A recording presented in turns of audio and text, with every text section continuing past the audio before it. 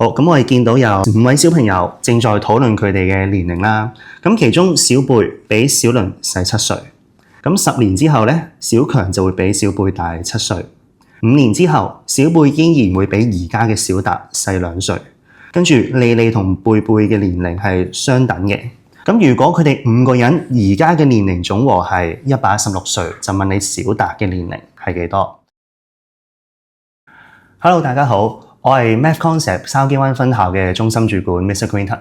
咁今日咧，我會想同大家講一講我哋上年2025年度 Math Conception 3年班入邊其中答對率比較低嘅5條題目之一，咁就係第33題啦。咁其實你會見到咧，呢一個係一個比較題型嘅一個應用題咁樣啦。咁同埋咧，你會見到咧，我哋每一個人咧，好似都係同緊小貝去比較㗎噃。咁既然係咁咧，咁不如我哋就當小貝係一個核心嘅人物，咁啊全部同佢比較啦。咁我哋由第一句開始睇起啦。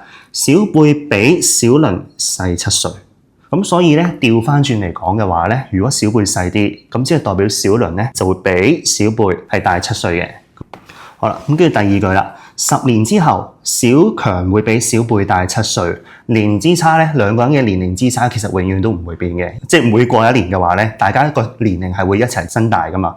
佢哋之間嘅年齡之差係唔會變咯。所以呢個咧，我唔需要理佢係咪10年之後。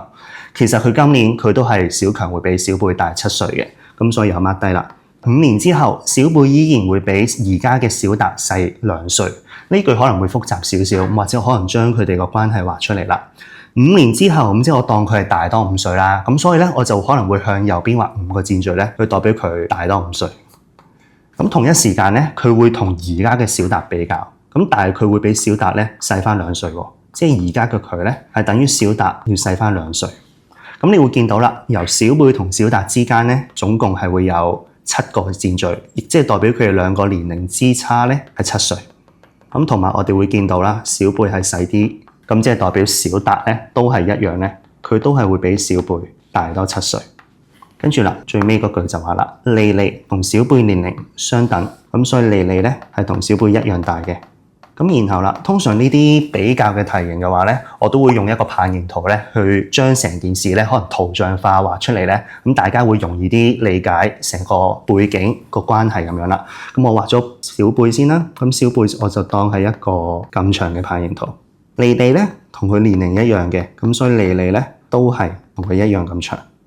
咁然後另外嗰3位小朋友啦，小倫、小強同小達，咁全部都比佢大7歲，咁所以我就會畫一條咧長過佢哋嘅一條棒。咁然後咧，因為佢哋比佢多7歲啊嘛，所以長過佢哋嘅部分咧就代表7歲啦。然後咁多嚿夾埋咧，總和係116歲啦。咁所以其實呢個116入邊咧，係包括咗5個小貝嘅年齡，再加多3個7歲。咁如果我哋用翻逆運算去計小貝幾多歲嘅話咧，咁就係啦。如果假設小倫、小強、小達咧，佢哋3個都細翻7歲嘅話咧，咁係咪個個都會同小貝一樣年齡啊？咁所以如果我將呢個116減翻7個3出嚟嘅話咧，咁我就揾到5個小貝嘅年齡。我再將佢除翻5，就揾到小貝今年幾多歲。咁我再將佢加7咧，咁我就會揾到小達今年就會係26歲。咁有冇個快啲嘅方法可以揾到咧？其實可以嘅，因為頭先我哋係揾咗小貝嘅年齡先啊嘛。但係其實題目佢係想你直接去揾小達幾多歲嘅話咧，咁不如我今次調翻轉啦，我將個個人都變成小達嘅年齡。咁點樣變咧？咁即係話當小貝可能大多7歲嗰陣，莉莉又大多7歲嗰陣。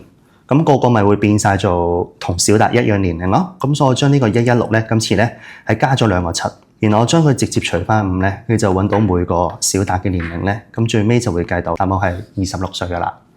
如果大家想睇多啲我哋其他題目嘅解決方法嘅話咧，咁歡迎繼續留意我哋嘅 YouTube channel。咁我哋下一條片再見大家啦，拜拜。